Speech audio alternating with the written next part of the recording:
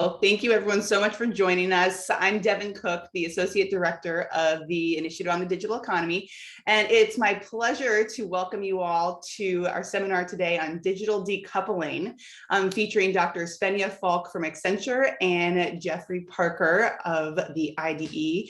And I'm going to let them sort of introduce themselves and give you all of the background to the research. But I do want to say that this research has been the product of a really fruitful collaboration between Accenture and the IDE, and we're really grateful for the Accenture collaboration and partnership as a founding member, and in particular for the great work that Svenja and Jeff have done. I feel like every time I have talked to either of you about the work, the adjective that comes up most is fun. So it sounds like it's been both intellectually stimulating and fun, which is exactly what we like to hear at the IDE. I will also say that both Jeff and Svenja are welcoming you to pipe in at any point during the seminar if you have questions. This can be a call and response kind of experience. So no need to hold off on questions until the end. Just pipe in when you have something that you'd like to ask, share, etc. And with that, it's my pleasure to hand things off to Svenja and Jeff. So take it away. Yes, thank you very much, Devin, and a very warm good evening from the beautiful city of Berlin. I want to take up on your notion of this being fun. Absolutely, yes, it has been a joy throughout. Not only because of the interesting topics that we are working on together, but due to the fact that it's a combination of experiences, capabilities, and expertise of people from both sort of academia and sort of the corporate sector, with both of us being very comfortable in the world of the other. And what we learned when we sort of started to discuss about our research project and how it has evolved over the last couple of weeks, we actually noted that many of the problems that we are facing today have to be looked at from the intersection by default. And we believe that this partnership that we have as institutions is actually very important to collectively think about the big problems that we have. We have started to think about the topic of digital decoupling a couple of months ago, and it's probably no surprise to all of you that our thinking has been tested by current events which are very close to us geographically and also historically and socioeconomically at the moment. And we believe that this thinking around what the future will hold for all of us is one of the most interesting and disturbing. We hear a lot around the future of globalization and correspondingly the future of the global firm, the future of supply chains, and indeed this interconnectedness and global exchange that has actually led also to events like this. So it will be very interesting to see how this will all unfold. So I'm, as you can hear from my accent, I'm German, I'm based in Berlin. I'm a managing director with Accenture. I lead our beautiful Berlin office. I'm also working in an organization called Accenture Research, leading all the work that we are doing in Europe, and represent Accenture in a number of multi-stakeholder groups, such as the Platform Industry 4.0, where I lead a working group on digital business models. And I'm also the deputy chairwoman on the German Council for Digital Sovereignty, which is quite a mouthful probably for many of you on the other side of the big pond. So Jeff, so why don't you sort of share your fantastic credentials with all of us? So marvelous, Svenja, marvelous. So Jeff Parker, and I'm, likewise could look at lots of folks who are on the call and lots of friends there. So thank you so much for joining. This project is really interesting because we're taking this sort of business lens, we're taking a policy lens, sort of macroeconomics lens, if you will, that's a little different, frankly, for me. And I think to Svenja's point, it's been really fun because we live in one another's world to some degree. I work with a lot of companies. Svenja, wears multiple hats as a researcher. But I think the part that's been a lot of fun for me is to go full circle. I began my academic career as an operations management professor, interested in how you coordinate outsourced knowledge work, sort of when you outsource design and how do you keep systems coherent. But a lot of my love and interests have been in the platform and information economics arena. And so I've really spent a career thinking about that.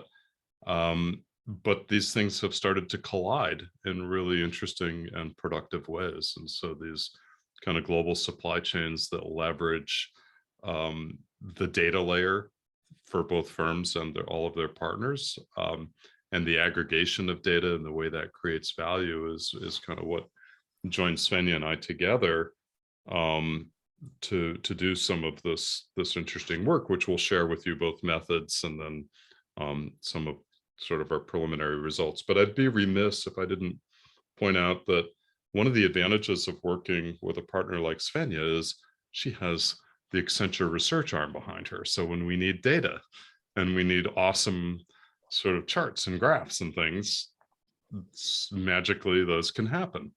And I'd also like to call out Srinivasan, who I believe is here, and maybe just come on camera for a moment and say hi, a doctoral student who is working with me and has been supporting Svenja and I on this project. So Srivali, maybe just say hi for a moment. Hi. Sorry, I'm Shivali. I'm a PhD student working with Professor Parker. So it's been really great working with you and Svenja on this project. So and thank you for I'm excited to be a part of this talk. So thank you. Thank you. And as you can tell, it's nighttime in Bangalore, which you wouldn't have known, but and it's late afternoon. But Svenja, maybe back to you to kind of set the stage for what we were going after with this. Yeah, exactly. So maybe, and we have prepared a couple of slides to structure our thinking. Maybe we just share with you what were the topics that have been we were interested in the beginning, and how we have gone about all of that. So Can you see those, Svenja? Is it full screen? It's perfect. Excellent. So we were really aiming to understand what the fragmentation, the digital fragmentation, and even decoupling between China, the EU, and US would mean for value creation. And our assumption was that there would be a significant change in that, which means that both from a technical architecture perspective, the way value creation and capture is organized through business models ought to be addressed. We had an amazing workshop with a number of very interesting participants from multiple countries, undertook interviews. As Jeff mentioned, we deliberately spoke to business policymakers and academics from various parts of the world, and undertook, with the amazing help of Srivali, who I also would like to recognize here, a literature survey to understand how this has been discussed in the literature so far. So what was really astonishing and fascinating to us was that our original hypotheses that it was sort of the external sort of fragmentation of of data, of supply chains, of the way companies were collaborating would drive and influence the main the decoupling agenda to the largest. And what we learned is that it was in fact and indeed predominantly the lack of internal integration, in fact even the digital decoupling in the firm that actually led to some of the ramifications that we are seeing in the market, which is like the lack of ability to monetize data, the lack of ability to create collaborative business models across company borders, and all those kind of topics. So that was really interesting for us to learn. And Jeff, maybe you talk a little bit about our prerequisites now.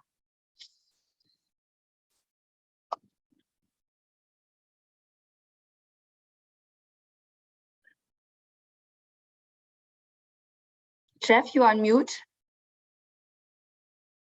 Well, but what I said was brilliant. So if you've been living on planet Earth, these assumptions shouldn't come as much of a surprise.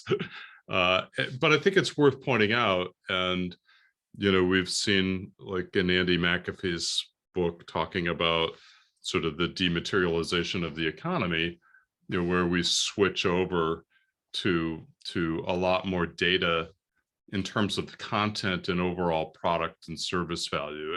And if you want to kind of drill down on that a bit more, we'd also argue that a lot of the value creation comes not just from the leveraging of data to both improve sort of the bottom line operations and maintenance expense, but also top line revenue streams and the network effect value component of a lot of different business models. So that's been happening, and we can kind of talk about lots of different examples of that. And then I think going right alongside is clearly the big tech and the cloud companies that have gotten so much attention. So we've all talked about the GAFAM, and you can add the Alibabas and the Tencents. And they've certainly, for good reason, captured a lot of the attention of the regulatory community and a lot of attention of incumbent companies.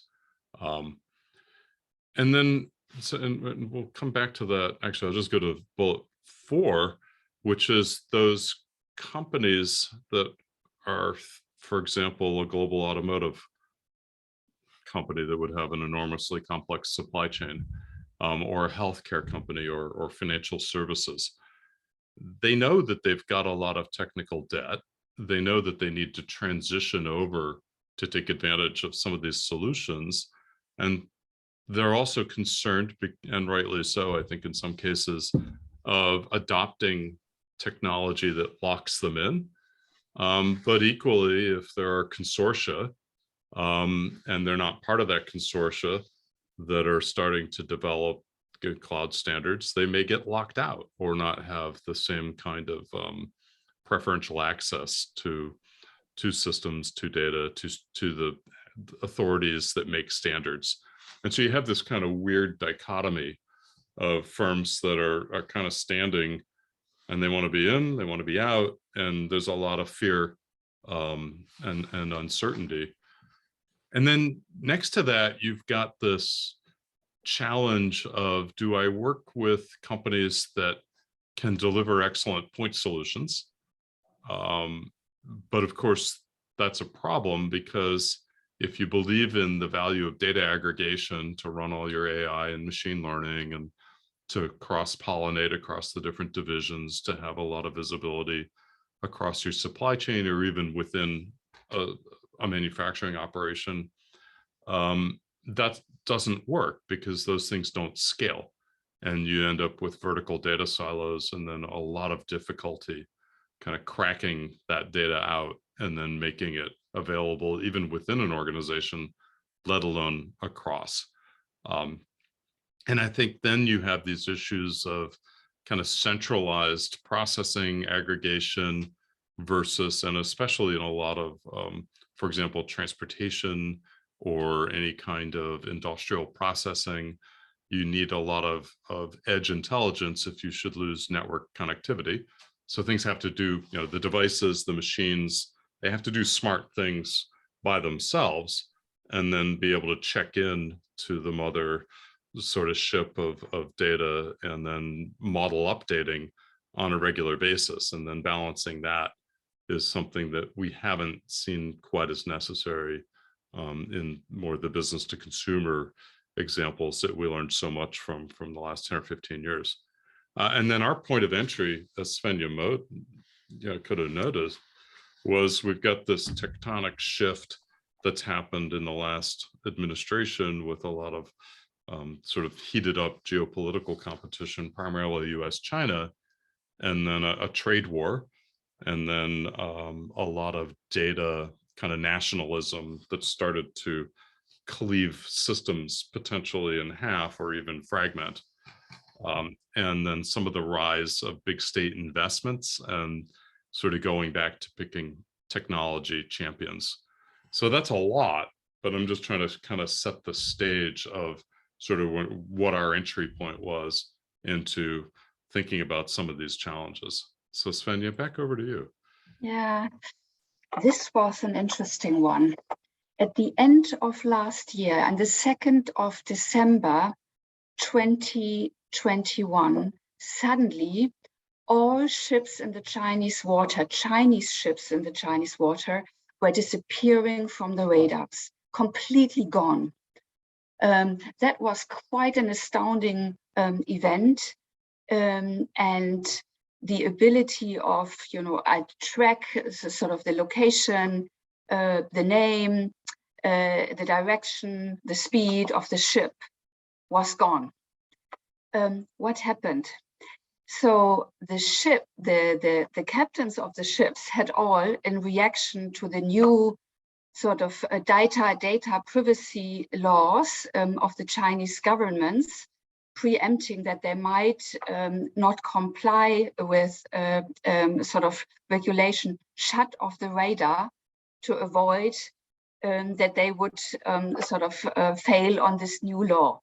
Absolutely stellar, and think of this being a permanent sort of incidence, that ship or even aircraft data would not be transmitted across different jurisdictions to actually make the whole planet working. The Chinese government, and if we can go to the next slide, as well as many other governments, have been sort of investing heavily in sort of building their sort of data policy infrastructure in the last couple of years. But this is not only this. We know that. We also know that there are, as Jeff mentioned, from a geopolitical standpoint, a lot of sort of trade restrictions, sort of lists that sort of prohibit the trade with certain companies or the import of products or services that a certain company has produced. And at the same time, you see that here in the row of investments, we are seeing government investments in what is considered to be frontier technologies, as well as technologies that the countries want to have sovereignty on at an unprecedented level. So we are seeing sort of that there are technospheres, if I may say so, emerging across countries with, you know, very similar focus. It's artificial intelligence, it's battery technology, it is semiconductors. So all those kinds of what is considered to be critical for running and operating sort of the digital economies is being invested in sort of in a distinct and not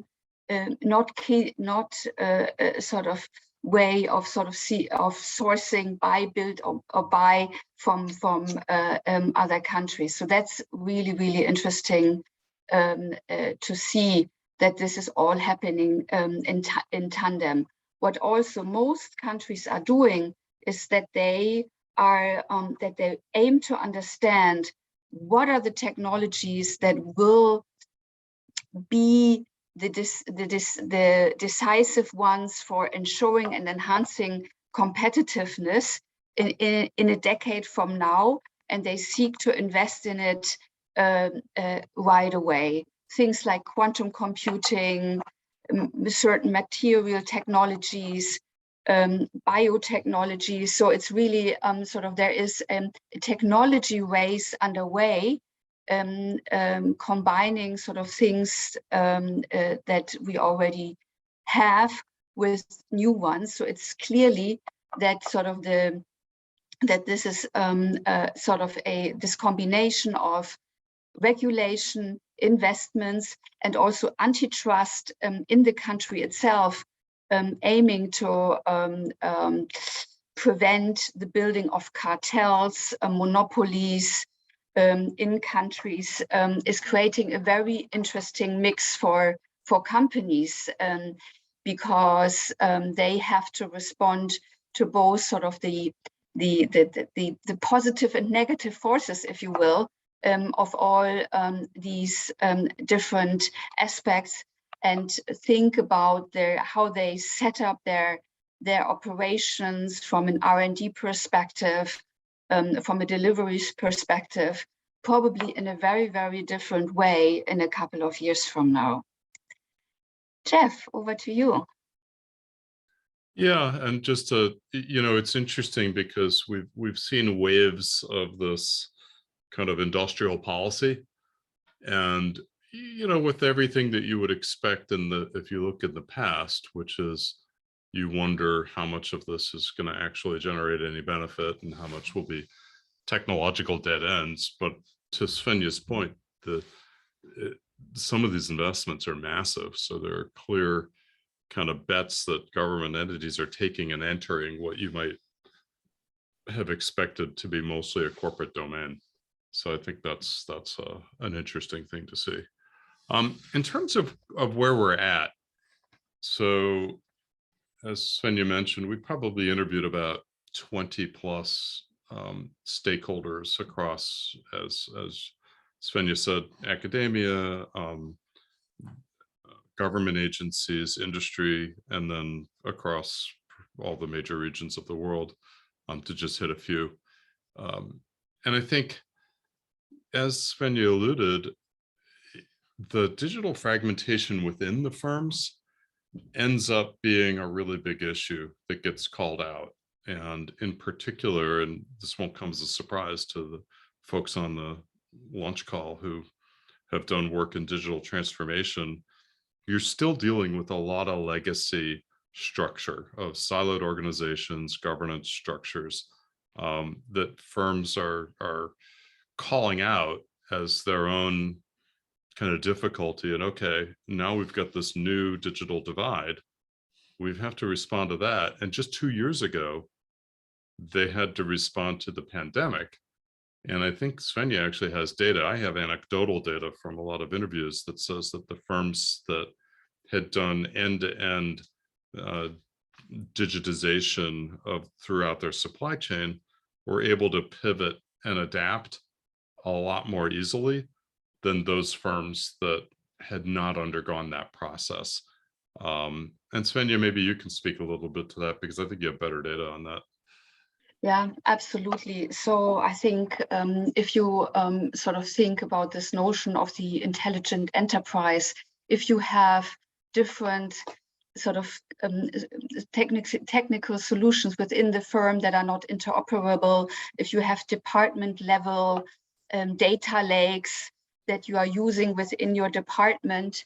This is obviously sort of hampering the ability to not only create value, but also sort of bring in the agility that is now needed in a world that, as we all know, is changing at a pace that is unseen of. And this is obviously not so much a technical problem. This is very much a problem of how sort of the governance in the firm, how resources are allocated, and how incentives are set for decision makers to allocate these budgets.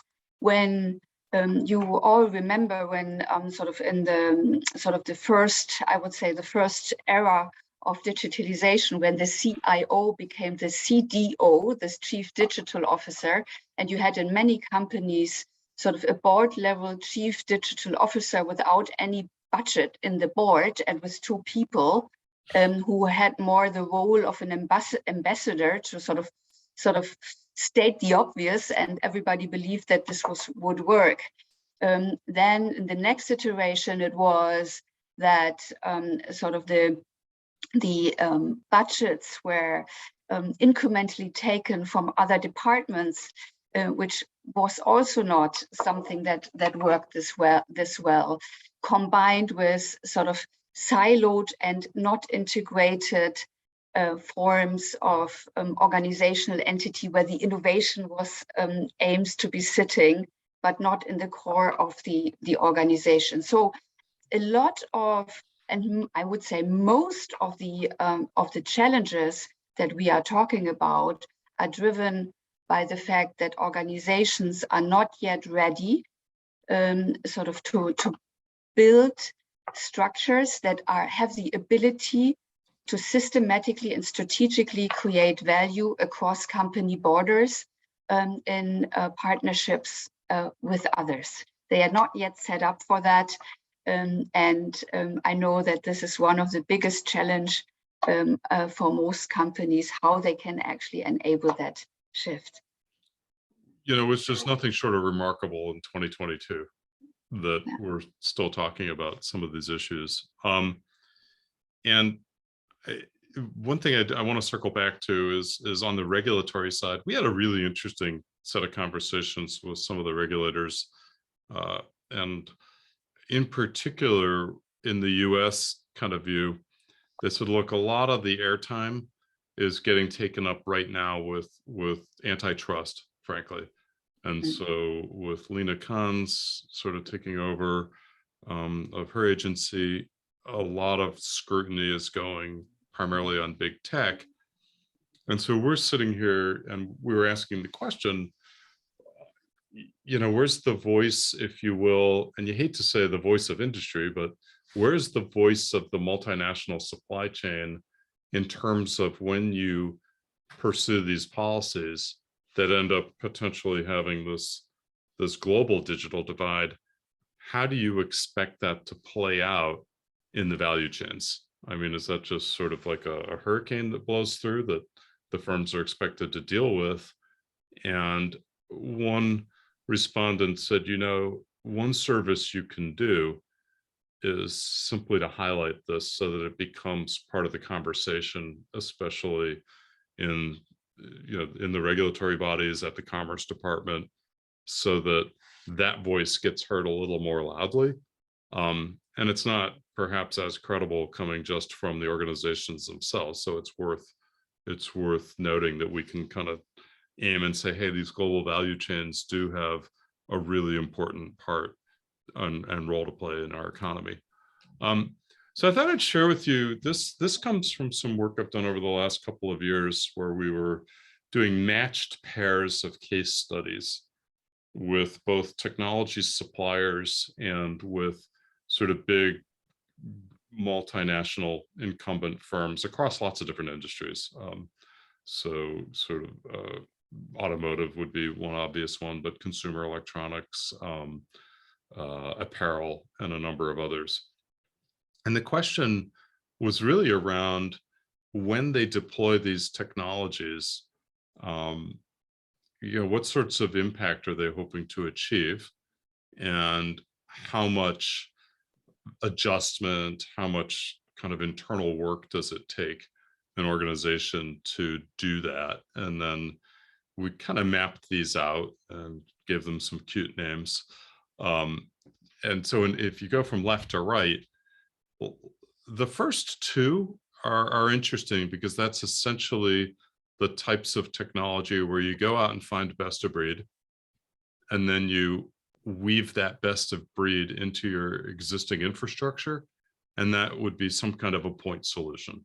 So you pull it in, it solves a problem. So you have a vendor that does some sort of awesome sort of machine learning technology or whatever it might be. It might even be a process technology if it's like a chemical plant or something. And then that does a thing. And those are pretty easy to both understand the return on investment and make the business case. And they can have pretty substantial impact. So what we found was sometimes firms would roll out solutions across, say, a dozen global manufacturing sites.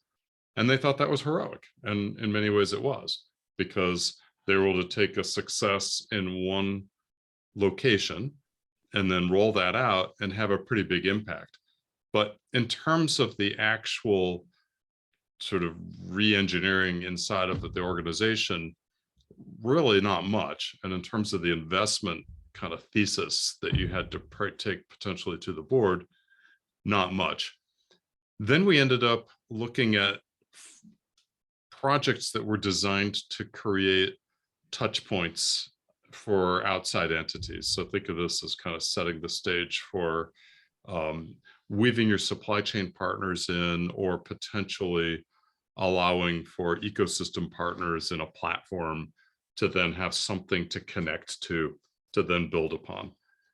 So we saw these kind of create and stack to weave together different technologies, and then to open things up, create the consortia, define the touch points, at a technology level, like what are the application programming interfaces?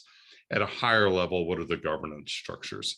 And that's where those kind of two middle ones, because a lot of firms observe the big technology firms, the big platform firms, and say, hey, we want to be that. We want to mount marketplaces. We want to do a transformation to ecosystem. We've seen that there's a lot of success there, to which we'll often say, yes, but there's a lot of survivor bias there. So you're looking at successful companies and not the ashes of the many that went before them. And you don't get to start at number 5 and 6. And where that really comes to play, and we've seen this, is these kind of chasms where you're like, yes, you can do the kind of business as usual, deploy specific solutions, and then roll them out over multiple locations. But once you start doing these big infrastructure, call this retiring technical debt, getting a horizontal data architecture, ripping out a lot of the old vertical silos, those are multi-year processes. And in a sufficiently large organization, they're multi-billion-dollar propositions. And if you look, there are kind of a lot of failures. And this is sort of that graveyard of digital transformation failures that people complain about. And I think where Svenja and I would agree is that the processes that are used to justify the investments in 1 and 2 tend to get applied to 3 and 4. And by that, what I mean is often you'll get asked to commit to a certain return on investment, a certain return on asset. When you do an infrastructure build, it's pretty different. What you're really doing is creating a set of options. And optionality is not easily quantified using a return on investment framework, because ROI by its very nature assumes that the probability distribution around every point, and you're really just calculating expected values, discounting them back to 0. But these infrastructure plays are really about creating a set of possibilities of potentially solutions at scale, entering different markets, attracting different ecosystem partners, many of whom we have no idea who they are and whether it will work, but then potentially pivoting. And this is exactly the kind of mindset that we keep running into, even with our industry respondents, is they're kind of stuck in 1 and 2. And when they step into 3 and 4, it's a really iffy proposition, and it may or may not work out for them. So with that, in terms of where we're mostly done with a white paper that we will distribute when we're fully happy with it, to the IDE kind of stakeholders and audience. But the basic kind of advice is, in this increasingly kind of turbulent world, we've had COVID, we've had China, trade wars, now a full-blown war in Europe that makes us feel like we're back in 1939.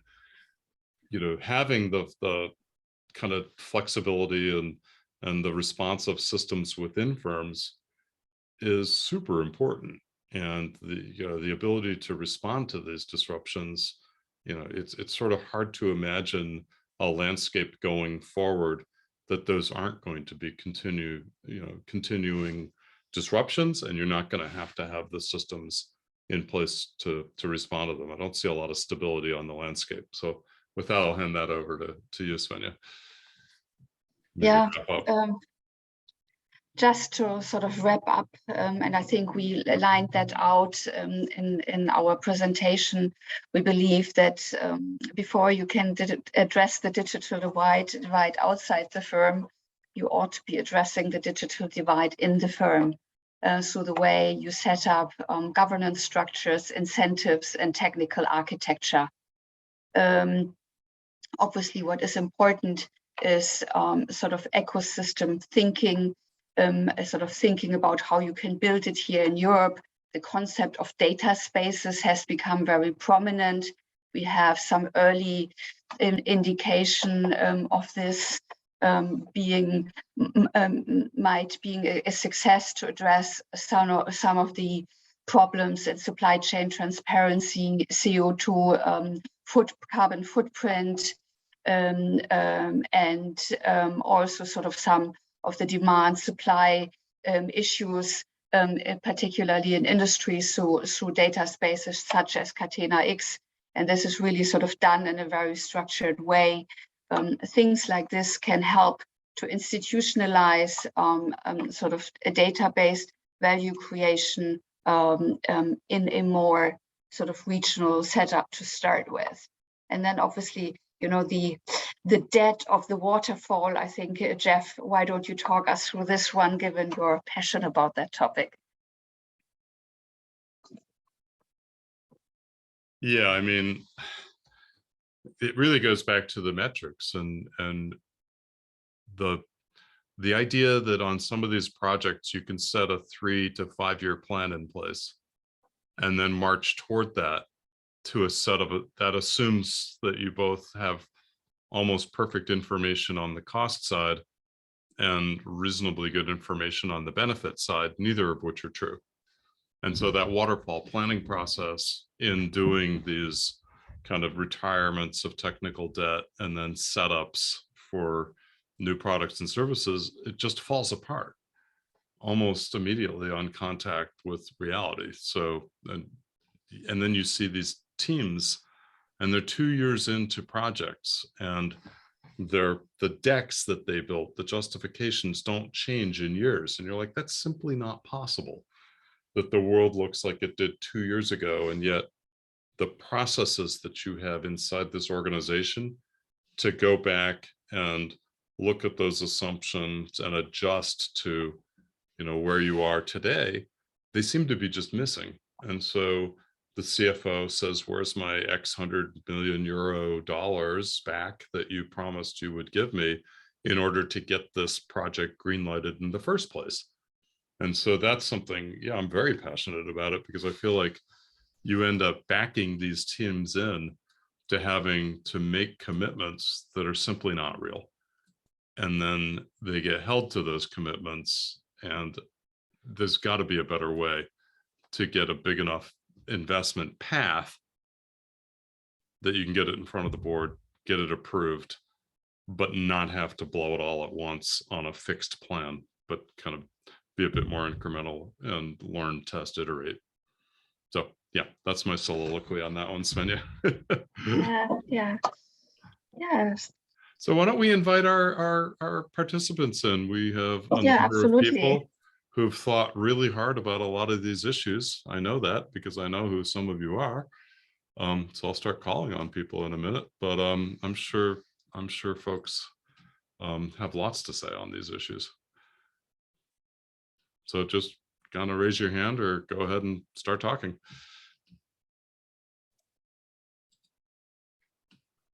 Can I go first? Because Yes, I start please. with A. So, Yeah. we call it digital transformation, digital ecosystem, right? But then why are we tying it back to a geography, right? Say I work for a company in Florida, right? And we have an office in Germany and in Singapore, right? Then you have GDPR in EU. So why can we just get away from the geo-centric concept, right? And it's digital. So where's the framework for the digital world, I mean? So I'm going to take the first swing, and then I'm sure Svenja will fix that. So first of all, you're right. That's how we all thought it was going to be. Yeah. We thought we were going to live in this global world, and then geopolitics had a way of like reaching out and ripping it apart again. And that's what's been so remarkable over the last few years. Svenja? Yeah, no, absolutely correct. So there was the sort of this notion of the end of history and sort of the brickmania and sort of the really the sort of the emergence and distribution of technologies all over the world. I think we had a completely different mindset 20 years ago, and we were thinking that we are moving into a large digital society, sort of characterized by digital citoyens that are, regardless where they come from, would do. And we have seen that we were wrong. And I think that at the moment, to the this very busy slide that I showed, I feel that we are at the moment, before we were even able to create sort of a digital interconnectedness that you were implying in your question. I think we are now moving into something that is far more fragmented and is even undermining some of the worst ideas that we had about this. Yeah. So just a follow-up question, right? Like pre-pandemic, I think our digital projects were always on the shelf, but the pandemic has got all these digital projects, going on. So you would think this will be the trigger point, right? To have digital smart cities, having digital supply chain, one digital supply chain across the globe, right? So do you see trends in that direction after the pandemic? Or what are the triggers that will force this, right? Both. I think I absolutely see both. I think what sort of the what we have seen that actually the experience of COVID accelerate digitalization, and what we have actually seen, what Jeff mentioned earlier, that companies that were already digital were navigated through the crisis much easier than others, starting with simple things like working from home infrastructure and that kind of stuff. Yeah, but you see fragmentation as well at the same time when you look from the perspective of global value chains. So this is what I intended to show with that slide, that you have those sort of divergent trend of digitalization, but in a sort of far more disintegrated way, less global than we have seen before. Does that mean that globalization will come to an end? Not at all. But what we will see probably three different technology stacks being applied more or less in different constituencies. And you, as a company, you have to think about how you can sort of operate in China or operate in Europe. And we already have that today, like you stated, with the different regulations to some extent. Yeah. And just as a follow-up on that, I mean, the interviews we did late last year or earlier this year before the Ukraine-Russia war were mostly responding to China. And especially the European kind of multinationals said, look, we're going to stay the course. We're not really interested in playing this US China kind of game. We've got our own game to play, and that's going to be sort of globalization. We're going to make our supply chains work. Stay the course. I hard to know. It's May, and the world's shifted a lot since January, and I don't know if those people would give exactly the same response, or if they're not, to Svenja's point, starting to go, maybe we're going to be doing more China infrastructure stack technology data for China and build them, in effect, continue to engage, but start doing more production and service creation within region as opposed to as much across. And I think that's sort of the world that we're potentially facing, which is just a huge surprise. I wouldn't have thought that was where we were going to land. And yeah. And on top of that, I think what sort of first COVID and now the war has brought to the fore is that that there is a divide about sort of the way sort of countries sort of behaved in the sort of huge placed their bets in the Ukraine crisis. And you can see that on all the sort of votes in the UN Security Council and others, the former BRIC countries, for example, they were all withholding their votes, whereas sort of the Western world, if you will, were in support of sort of sanctions and the like. So I think that that there is an antagonism in the world that we haven't seen before. The second thing is that obviously inflation is leading to companies questioning sort of their sourcing decisions in markets where China, for example, you have seen enormous wage inflation anyways in some industries, and now you have sort of inflation on top of that. Same in India. And many Latin American countries. I saw that my colleague Thomas is on the call. They will have 60% inflation. So that does a lot to the way you calculate. And last, very importantly, what all of this has triggered the thinking that it's not good to have all your eggs in one basket, like we say in Germany, so that you sort of diversify sort of the risk by diversifying sort of your supply chain. And this is the way you make those decisions is more than ever impacted by the geopolitical framing of that country at the moment.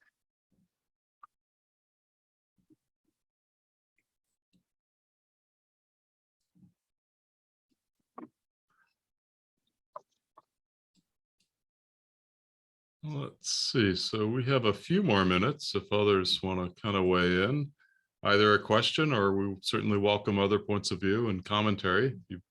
Lots of smart people on here have thought about these issues as well.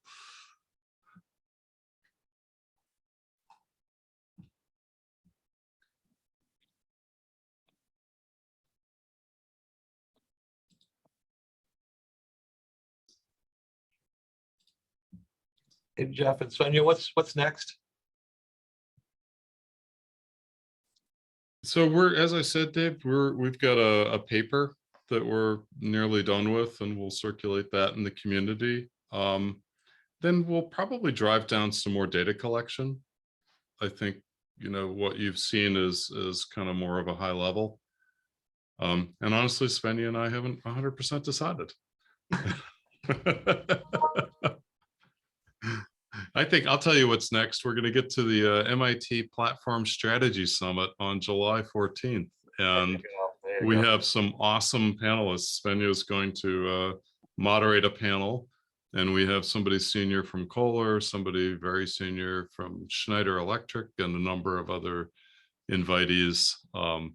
So everybody on the call should definitely come on July 14th to the 10th running of the MIT Platform Strategy Summit.